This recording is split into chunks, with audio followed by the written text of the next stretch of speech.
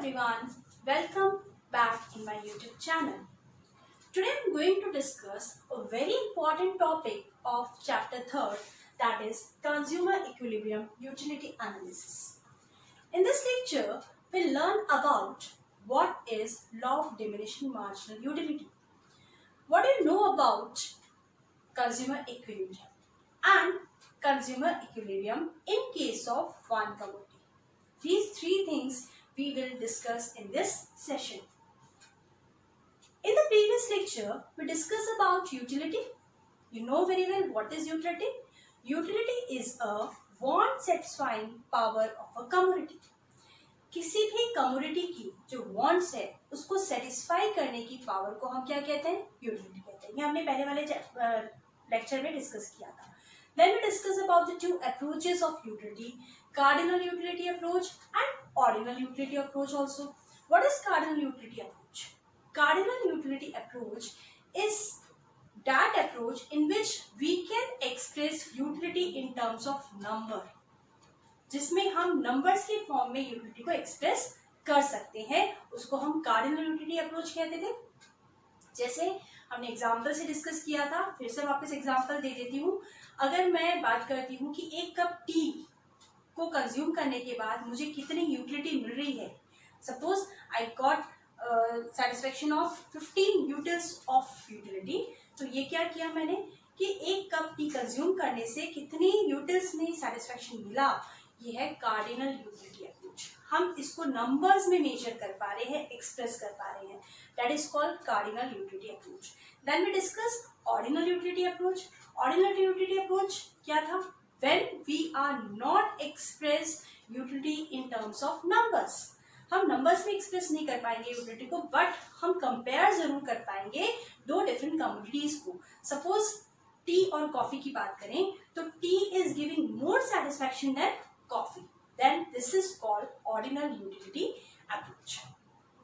Okay, as we already discussed that cardinal utility approach is given by Marshall, and here Marshall also given one important law, that is law of diminishing marginal utility. This is our first topic of the lecture जो हम आज पढ़ने जा रहे हैं. ये किसने दिया था? मार्शल ने दिया था. ओके, सो फर्स्ट आप अगर इसको देखोगे law of diminishing marginal utility, सबसे पहले मैं डिस्कस करना चाहूंगी हु इंट्रोड्यूस दिस लॉ. किसने इसको इंट्रोड्यूस किया? The law of diminishing marginal utility is first given by German economist H.H. Gaussen. Okay, but a little bit contribution of Marshall is also in this law. थोड़ा बहुत martial का भी contribution इसमें माना जाता है. बट किसने दिया था इसको first? German economist H.H. Gaussen. इसीलिए इसको हम गॉसन्स फर्स्ट लॉ ऑफ कंजप्शन भी कहते हैं. और कई बार एग्जाम में ये क्वेश्चन इस तरीके से पूछा जाता है, discuss the Gossen's first law of consumption. तो don't be confuse, it is same as law of diminishing marginal utility. अब इसके नेम को पढ़ो आप, law of diminishing marginal utility. किसी भी चीज को समझने से पहले अगर आप उसके नाम को पढ़ोगे अच्छे से तो आपको समझ में आ जाएगा. यहाँ हमने क्या यूज किया है? Marginal. What do you mean by marginal? Marginal means additional unit. Additional unit होती है ना, हमने पहले भी डिस्कस किया था कि मार्जिनल का मतलब होता है एक्स्ट्रा, एडिशनल यूनिट. अब क्या होता है लॉ ऑफ डिमिनिशिंग यूटिलिटी में? देखिए, जब एक कंज्यूमर किसी भी चीज की एडिशनल यूनिट को कंज्यूम करता है तो हर यूनिट से उसकी जो सेटिस्फेक्शन लेवल है पहले के कंपैरिजन में क्या होने लगती है? कम होने लगती है. जब उसका सेटिस्फेक्शन पहले के कंपैरिजन में कम होने लगेगा, यूनिटी कम होने लगेगी, उसको हम क्या कहेंगे? Law of diminishing marginal utility. Let we see what is written here. It states that as we consume more and more commodity, जैसे जैसे हम ज्यादा से ज्यादा कमोडिटी का कंजप्शन करेंगे, the utility derived from each successive unit goes on decreasing. जो utility मिलती है हर सक्सेसिव यूनिट को के कंजप्शन पे, सक्सेसिव यूनिट मतलब उसका एक्स्ट्रा यूनिट कंजप्शन करने से जो उसकी यूटिलिटी मिलती है वो क्या होती है? गोज ऑन डिक्रीजिंग, वो कम होने लगेगी. Students, this is happen in our real life also. So this law is applicable in our real life. Exactly how? आपको पता है कि आप किसी भी चीज का अगर कंजप्शन करते हैं और जब उसका आप ज़्यादा कंजप्शन करना शुरू करते हो तो जो पहले से आपको सेटिस्फेक्शन मिलेगा उसकी कंपैरिजन में second unit, third unit, fourth unit से सेटिस्फेक्शन क्या मिलेगा, कम मिलेगा। तो इसको हम कहते हैं law of diminishing marginal utility. Is that clear? Little bit clear होगा। अब मैं आपको इसको थोड़ा सा एग्जांपल से समझाती हूँ। Suppose your father has just come from work and you just offer him a glass of juice to drink. Okay, the first glass of juice will give him great satisfaction. पहले glass juice का पीने से उनको बहुत ज्यादा great satisfaction मिला. The second glass of juice give him lesser satisfaction, थोड़ा कम satisfaction मिलेगा उनको, ठीक है.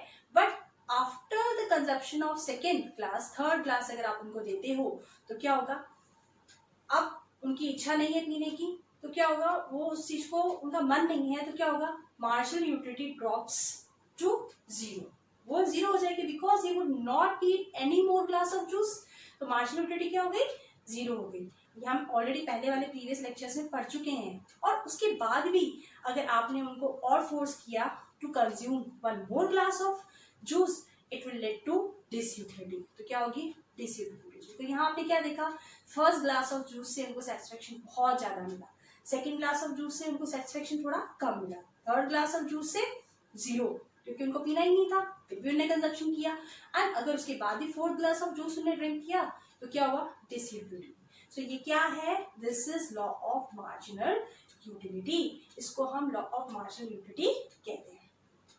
As such a decrease in satisfaction with the consumption of each successive unit occurs due to law of diminishing marginal. तो ये इसका meaning है, law of diminishing मार्जिनलिटी कहते हैं. इसको किसने दिया था, किसने इंट्रोड्यूस किया फर्स्ट, एच गॉसन ने, और that's why it is called as Gossen's first law of consumption. Let we understand clearly with the help of schedule and diagram. Okay, क्योंकि एग्जाम में ये क्वेश्चन कई बार पूछा गया है और 4 मार्क्स, तो आपको मीनिंग के साथ उसका स्केड्यूल, डायग्राम और एजम्पशंस भी लिखने पड़ते हैं. तो let me discuss with this. This is units of ice cream. यहाँ 1, 2, 3, 4, 5, 6 यूनिट्स आइसक्रीम की कंजप्शन के बारे में बताया हुआ है. And here we take the marginal utility which is in utils. You know what is utils, it's a unit of measurement, a utility. Okay, we will take only the marginal utility, क्योंकि अपना concept क्या है, totally marginal utility का. First unit of ice cream जब consumption किया तो कितनी utility मिल रही है, marginal utility 20, because it's give him great satisfaction. When he consumed second ice cream then less 20 to 16. Then when he consumed third ice cream क्या हुआ, 16 से और कम हो गया, 10 यूटिल्स का सैटिस्फैक्शन मिला. When he consumed fourth ice cream, he get 4 util of satisfaction. When he consumed fifth ice cream, he get 0 utils of satisfaction. अब उसकी इच्छा नहीं थी आइसक्रीम कंज्यूम करने की, but still he consumed, so MU drops to 0. And when further, if he consume one more ice cream 6, it is disutility, that is -6. उसकी utility थी वो किसमें कन्वर्ट हो गई, डिसयूटिलिटी. ओके, अब उसकी इच्छा नहीं थी फिर भी उसने कंजप्शन किया, दैट मींस -6. तो आप क्या देख रहे हैं, marginal utilities keep on decreasing, 20 to 16, 16 to 10, 10 to 4, then 0, then -6. So this is law of diminishing marginal utility. अब let me discuss with the diagram. On the x-axis we show units of ice cream and on the y-axis marginal utility of ice cream. Okay, in the first unit of ice cream this is 20 that we mark as a. Then in the second unit of ice cream, marginal utility is 16. Third unit of ice cream, marginal utility is 10. Fourth unit of ice cream, marginal utility is 4. Fifth unit of ice cream, marginal utility is 0. यहाँ पे 0 हो गया, that means 0 MU, that means point of satiety. Then last, यहाँ पे क्या हो गया, F, that means negative MU.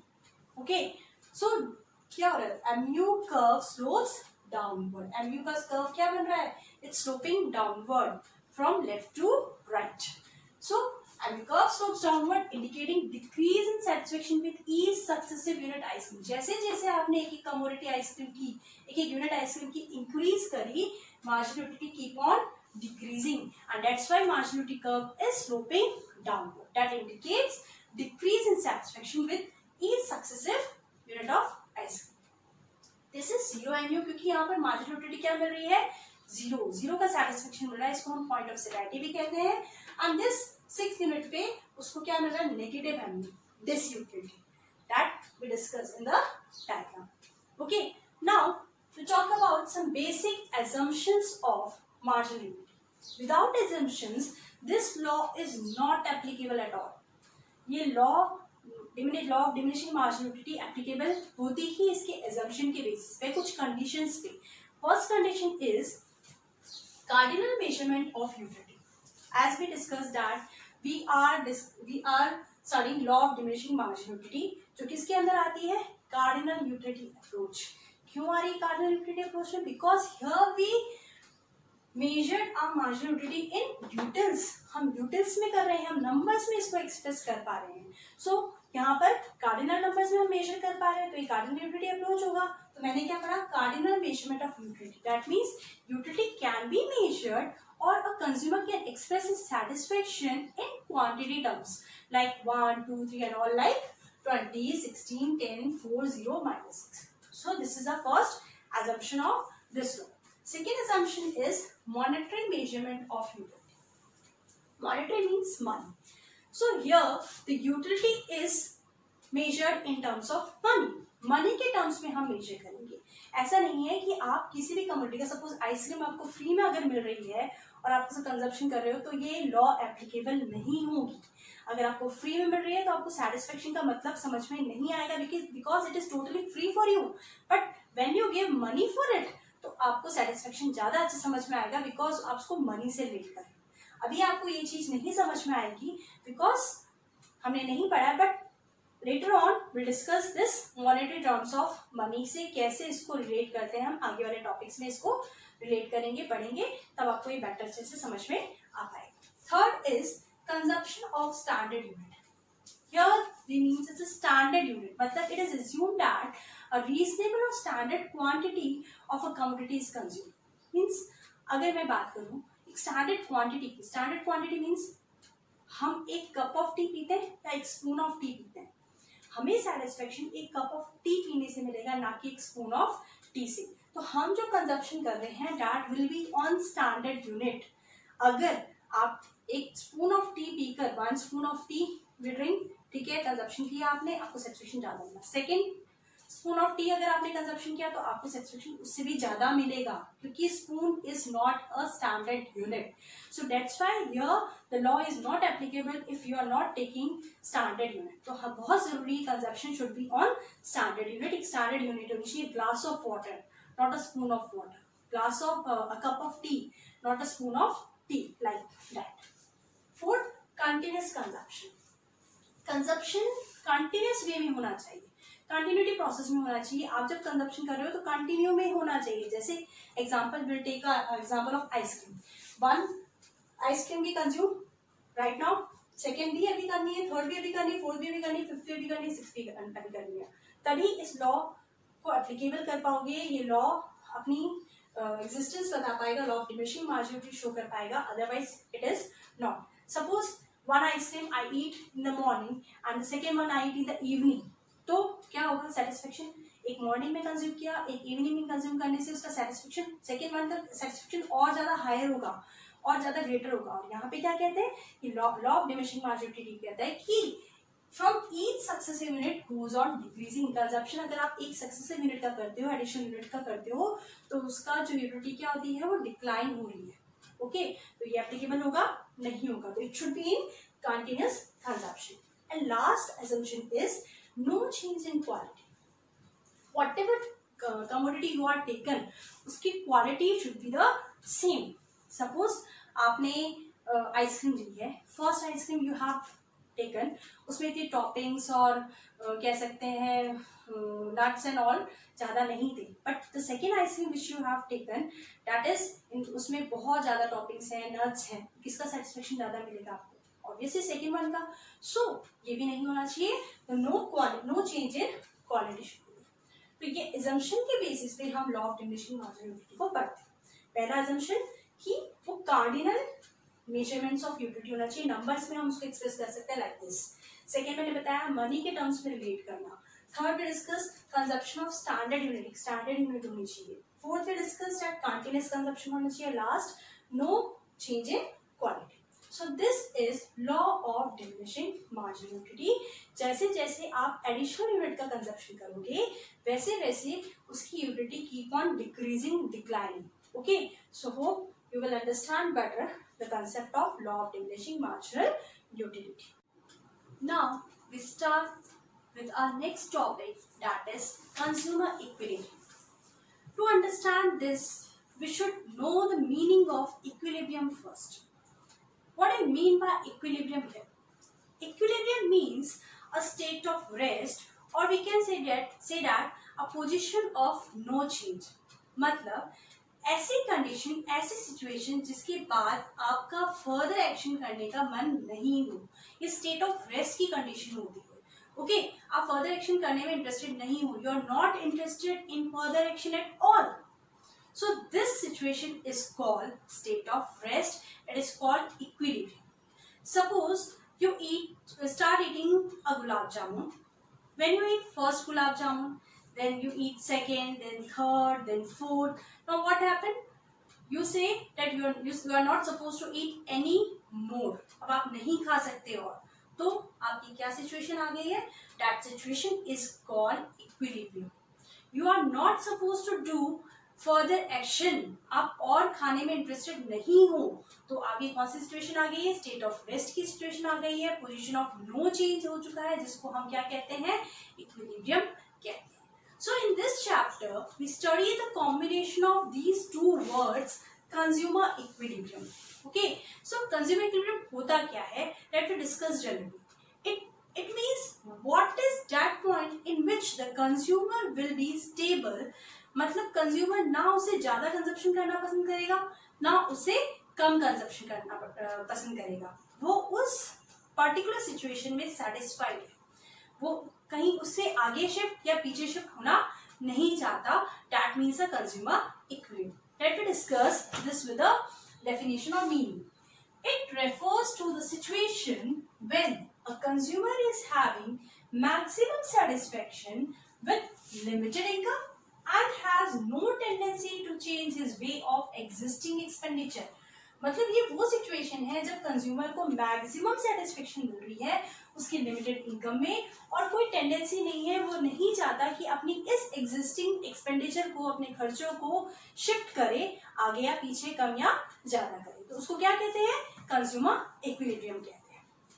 Okay, so this is consumer equilibrium. यहाँ पर कंज्यूमर हर कमोडिटी के लिए प्राइस पे करता है। ऑब्वियसली वो फ्री में तो लेगा नहीं, उसको हर कमोडिटी के लिए प्राइस पे करनी पड़ती है। तो और वो लिमिटेड इनकम में अनलिमिटेड वांट्स को नहीं खरीद पाएगा, सारी अपनी वांट्स की पूर्ति नहीं कर पाएगा, सेटिस्फाई नहीं कर पाएगा उस लिमिटेड इनकम में। तो as per the law of diminishing marginal utility, utility derives from each successive unit goes on decreasing. At the same time income also decreases with the purchase of more and more commodity or more and more unit of commodity. जैसे जैसे उसकी utility decrease होगी तो income भी तो कम होगी जब वो ज्यादा से ज्यादा यूनिट्स को खरीदेगा, परचेस करेगा। तो एक रैशनल कंज्यूमर क्या करता है? अपने खर्चों को इस तरह से करेगा कि उसे ज्यादा सेटिस्फेक्शन मिले और उसको कम से कम, और उसको खर्चा कम से कम करना पड़े। तो इसे हम कहते हैं कंज्यूमर इक्विलिब्रियम। और जब वो ऐसा करेगा तो वो कौन सी पोजीशन में आ जाएगा, कौन सी सिचुएशन पे आ जाएगा? कंज्यूमर इक्विलिब्रियम की कंडीशन पे आ जाएगा, क्योंकि इसके बाद he will be not in position to change its action, further action करने के लिए उसका मन नहीं है, and he is in position of consumer equilibrium. वो सेटिस्फाई है अपने खर्चों के साथ, अपनी लिमिटेड इनकम में, तो he don't want to change his position, state of rest. That's why it's called as consumer equilibrium. Now consumer equilibrium can be discussed under two different situations. Consumer equilibrium को आप दो different situation में discuss कर सकते हैं. First is consumer spend his entire income on one commodity. जब वो अपनी income, पूरी income जितनी भी है लिमिटेड income, एक ही commodity पे spend करे, और consumer second one, consumer spend his entire income on to commodities, जब उस अपनी एंटायर इनकम को टू कमोडिटी पे स्पेंड करे। वन कमोडिटी का मतलब यहाँ पर ये हुआ कि इसका मतलब ये नहीं कि वो जिंदगी भर अपनी इनकम को एक ही कमोडिटी परचेज करने में लगा दे, मतलब it's a point of time. एक पर्टिकुलर टाइम पे वो एक ही कमोडिटी खरीदेगा, that means consumer spend his entire income on one commodity case. Or in this lecture, we'll discuss only this point, consumer spend his entire income on one commodity case. Later on in the second video, next video, we'll discuss this. We'll discuss consumer equilibrium in case of one commodity. One commodity के लिए consumer को equilibrium कैसे मिलेगा? Let me discuss. A consumer purchasing a single commodity will be at equilibrium when he is buying such a quantity of that commodity which gives him maximum satisfaction. एक consumer one commodity case में क्या होगा, purchase करेगा single commodity को। Okay, we already discuss कि one commodity में एक single commodity का ही कंजप्शन कर रहा है, वो उसको इक्विलिब्रियम तब मिलेगा जब वो इस तरह से उसकी क्वांटिटी को कंज्यूम करे जिससे उसको ज्यादा से ज्यादा सेटिस्फेक्शन मिले। मतलब उसके खर्चे और खर्च कर रहा हो बट उस खर्चे के साथ साथ उसको मैक्सिमम सेटिस्फेक्शन भी मिले, तो वो कंज्यूमर इक्विलिब्रियम कहलाएगा in case of one commodity.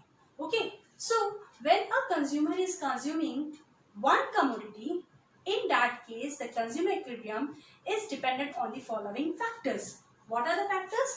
First factor, price of the commodity, जिसको हम PX कहते हैं। What do you mean by price of commodity? It means amount to be paid by the consumer for consumption of a single commodity.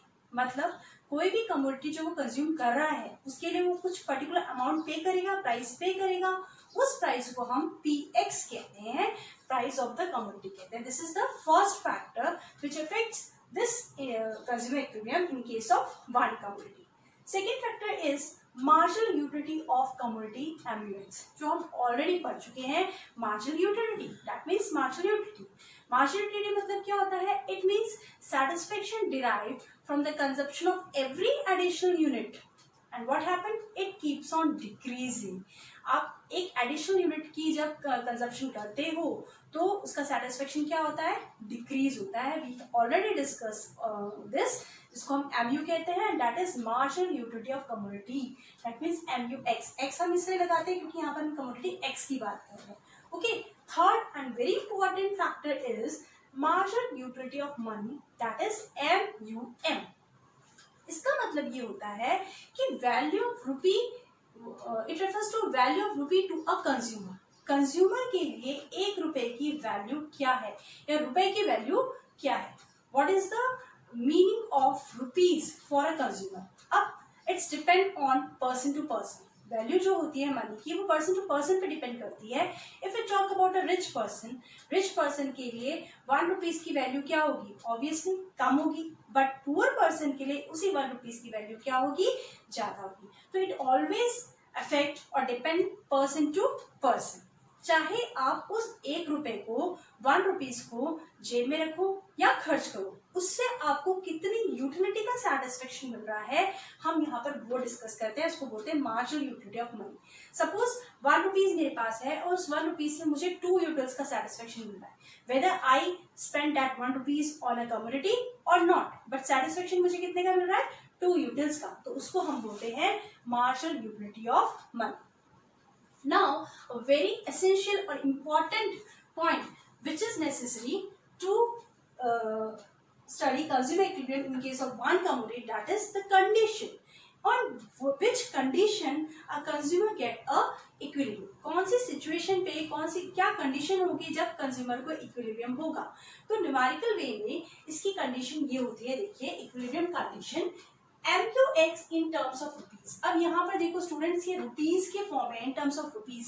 यहाँ हमने utils पढ़ा है, ये utils के फॉर्म में होता है। मैं बताऊंगी अभी क्या होता है ये MUX in terms of rupees when equals to price of commodity X। बिकॉज आपको इतना तो पता ही होगा, ऑलरेडी आप प्रीवियस क्लासेस में पढ़ चुके हो, when we have to compare any 2 commodities या एनी 2 थिंग्स, तो हमें उसकी यूनिट्स क्या चाहिए? सेम रखनी जरूरी होती है। यहाँ पर आप देखिए प्राइस की यूनिट क्या है? रुपीज। और यहाँ मार्जिनल यूटिलिटी की अगर मैं यूटिल्स लेती हूँ तो क्या आप इन दोनों को इक्वल कर सकते हो? आप कंपेयर कर सकते हो? नहीं, आप तभी कंपेयर कर पाओगे जब इन दोनों की यूनिट्स क्या होगी? सेम। सो मार्जिनल यूटिलिटी जो कमोडिटी थी आपकी यूटिल्स में, उसको आप रुपीज में कन्वर्ट करोगे। ठीक है, तभी तो आप उसको प्राइस से कंपेयर कर पाओगे। रुपीज में कन्वर्ट करने के लिए, इन टर्म्स ऑफ रुपीज में करने के लिए क्या फॉर्मूला है, MUX, दैट मीन्स जो यूटिल्स है, मार्जिनल यूटिलिटी आपकी यूटिल्स में अपॉन MUM, जो ये आपने यूटिल्स में यहाँ से निकाला है, वैल्यू ऑफ मनी। आपके पास जितने भी रुपीज हैं उसकी वैल्यू क्या है, 1 रुपीज इक्वल्स टू 2 यूटिल्स, ये मैंने आपको एग्जांपल दिया था। जब आप आपस में इन दोनों को डिवाइड कर देते हैं तो आपको इन टर्म्स ऑफ रुपीज मिल जाता है, और इसको जब PX के इक्वल हो जाता है तो वो एक कंडीशन मिल जाती है, इक्विलिब्रियम कंडीशन। ऐसी कंडीशन जब भी होती है तो कंज्यूमर इक्विलिब्रियम के स्टेज पे होता है। ओके, इसको हम स्केड्यूल के वे में समझते हैं। Listen student, this is a schedule. Okay, now we read one by one. First we have taken units of X. As I already told you कि हम यहाँ पे X commodity की बात कर रहे हैं, तो ये सारे units है 1, 2, 3, 4, 5, 6. Suppose X commodity आपका ice cream, okay, let you take price. अब उस X commodity की प्राइस क्या है, आप 1 यूनिट X commodity की लोगे तो भी वो 4 रुपीज है, चाहे आप सेकेंड यूनिट ले रहे हो उस commodity की तो भी 4 रुपीज, 3 यूनिट तो भी 4 रुपीज, तो 4 इज कांस्टेंट, क्योंकि प्राइस तो सेम ही रहेगी ना। आप एक पेन खरीद रहे हो, उस पेन की कमोडिटी, 1 पेन का कंजप्शन किया वो 4 रुपीज का मिलेगा, सेकेंड पेन का कंजप्शन किया वो भी तो 4 रुपीज का होगा, थर्ड वो भी 4 रुपीज, तो प्राइस यहाँ कांस्टेंट होती है, that we take 4 rupees. Okay, third column is marginal utility, that is utils, ये वाली बात हम ऑलरेडी अभी आगे पढ़ चुके हैं, law of diminishing marginal utility. Marginal utility keeps on decreasing when we use additional, when we consume additional unit. तो पहले यूनिट पे कितनी यूटिलिटी मिल रही थी यूटिल्स में, 20 यूटिल्स, सेकेंड यूनिट पे 80 यूटिल्स, थर्ड पे 12 यूटिल्स, फोर्थ पे 8 यूटिल्स, फिफ्थ पे 0 एंड सिक्स पे -5, यहाँ पे उसको डिसयूटिलिटी मिल रही है। Then the fourth column is marginal utility of money, MUM, in utils. Third point जो मैंने आपको बताया था, वैल्यू ऑफ मनी। आप चाहे जेब में पैसे रखो या उसको खर्च करो, उसकी यूटिलिटी कितनी है। सपोज यहाँ पर हमने 1 रुपीज से 2 यूटिल्स का मिल रहा है सेटिस्फेक्शन, चाहे 1 रुपीज वो खर्च करेगा तो भी उसको 2 यूटिल्स का सेटिस्फेक्शन मिलेगा, 2 रुपीज से भी 2, इस तरीके से 2, ये भी कांस्टेंट होती है। MU इज ऑलवेज कांस्टेंट, क्योंकि इसकी वैल्यू चेंज नहीं होगी, वैल्यू ऑफ रुपी बता रहा है यहाँ पर। Fifth column marginal utility in rupees, जो मुझे यहाँ पर देखना है कंडीशन में, marginal utility in terms of rupees जो मुझे निकालना है। अब वो कैसे निकलता है, MUX यूटिल्स को जब MUM यूटिल्स से डिवाइड कर देते हैं वी गेट दिस। आपके पास दोनों चीज है, MUX utils and MUM utils. 20 divide by 2 that means 10, 18 divide by 2 9, 12 divide by 2 6, 8 divide by 2 4, 0 divide by 2 0, -5 divide by 2 -2.5। तो ये आपका मार्जिनल यूटिलिटी इन रुपीज निकल गया, and this is the very very important term, क्योंकि हमें इसी को यहाँ पर देखना है। इसको किससे कंपेयर करना है, PX से, ये दोनों का कंपेयर करना है। तो यहाँ पे हमने नेक्स्ट कॉलम बनाया है, difference in MUX and PX। देखिए 10 is more than 4, 10 - 4 that is 6, 9 - 4 that is 5, 6 - 4 that is 2, then 4 - 4 0, 0 - 4 -4, -2.5, -4 -1.5। कुछ समझ में आया। यहाँ पर हमको यही तो कंडीशन चाहिए कि कहाँ पर MUX आपका PX के बराबर होगा। अब देखो कौन सी स्टेज पे, कौन सी यूनिट पे आपका MUX PX के बराबर है। Student, it is here 4 - 4 that is 0। इस स्टेज पे कंज्यूमर को इक्विलिब्रियम मिल रहा है। Now just recall the meaning of equilibrium. Equilibrium is that stage when he is in state of rest, he don't want to change his position. अब अपनी position change नहीं करना चाहता, उसको मैक्सिमम सेटिस्फेक्शन मिल रहा है, मैक्सिमम सेटिस्फेक्शन यहाँ पर मिल रहा है। अगर इसके बाद वो अपना स्टेट चेंज करता है, फर्दर एक्शन करता है, तो क्या होगा, माइनस में जा रहा है, सारी चीजें माइनस में चली जाएगी और उसको सेटिस्फेक्शन नहीं मिलेगा, इट कन्वर्ट इनटू डिसयूटिलिटी। तो ये स्टेज कंज्यूमर इक्विलिब्रियम कहलाता है। Let's see the remark. यहाँ तीनों चीजों पे MUX is greater than PX, marginal utility is greater than PX, so consumer will increase the consumption of that commodity। वो क्यों स्टॉप करेगा अपना कंजप्शन, क्योंकि उसको जितने पैसे वो दे रहा है उससे उसको सेटिस्फेक्शन उससे भी ज्यादा मिल रहा है। ठीक है, हम कहते हैं यहाँ पर कंज्यूमर अपना सेटिस्फेक्शन ज्यादा करेगा। ओके, अब आप देखिए सेकेंड, कंज्यूमर को इक्विलिब्रियम कब मिल रहा है, 4 - 4 दैट इज 0। कंज्यूमर को इक्विलिब्रियम जब दोनों चीज MUX PX के बराबर हो जाती है तो कंज्यूमर को इक्विलिब्रियम मिल जाता है और वो 4th यूनिट पे उसको मिल रही है। Last, MUX is smaller than PX -4 -1.5, इस केस में कंज्यूमर अपना कंजप्शन को स्टॉप कर देता है because he did not get any more satisfaction, less satisfaction मिल रहा है तो वो उसको स्टॉप कर देगा, वो इक्विलिब्रियम स्टेज पे ही अपना कंडीशन रखता है, वहीं पे स्टॉप कर देगा। Let's see with the diagram. यहाँ पर in x-axis we discuss about, we shown that MUX and price of commodity X. In y-axis that is units, in y-axis we have shown MUX and price of commodity X, and in x-axis units of commodity X. Now let's see this line or curve you are seeing that here, this is marginal utility of commodity X. इसको हम marginal utility of commodity x कहते हैं, मतलब marginal utility of a commodity जो x marginal utility कहते हैं जो keep on decreasing हो रहा है। ओके, तो marginal utility of commodity x क्या है? Curve slopes downward. ये कैसा स्लोप्स हो रहा है? Downward, that indicating MU falls with every additional unit and it keeps on decreasing also. Third, this line, this curve is price of a commodity x. Price कैसी थी आपकी? 4, हर जगह कांस्टेंट है, इसीलिए price is horizontal straight line and because the price is fixed to every unit of a commodity. Okay, 1 unit पे भी 4 थी, 2 यूनिट पे भी 4, 3 यूनिट पे भी 4 and so on. Then at which point consumer will consume more commodity? आप देखोगे 1 to 3 point तक कंज्यूमर क्या कर रहा है? और कंजप्शन कर रहा है। 1 to 3 यूनिट्स तक कंज्यूमर और कंजप्शन कर रहा है क्योंकि उसको ज्यादा सेटिस्फेक्शन मिल रहा है। ओके, तो यहाँ पर कंज्यूमर ज्यादा सेटिस्फेक्शन करेगा, he stop consuming at point 4, unit 4 पे। यूनिट 4 पे वो कंजप्शन स्टॉप कर देगा क्योंकि ये उसकी इक्विलिब्रियम कंडीशन है, बिकॉज ये MUX equals to PX, MUX किसके बराबर हो गया? PX।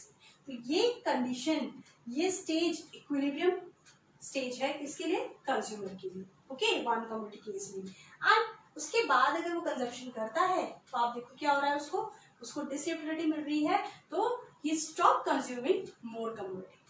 So this we have discussed, that is consumer equilibrium in case of one commodity, जिसके लिए आपको 3 फैक्टर्स बहुत जरूरी हैं, price of a commodity, marginal utility of commodity and marginal utility of money. Okay, so hope you understand the whole concept of law of diminishing marginal utility, then consumer equilibrium and consumer equilibrium in case of one commodity.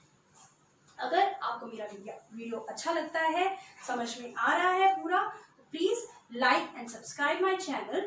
Thank you.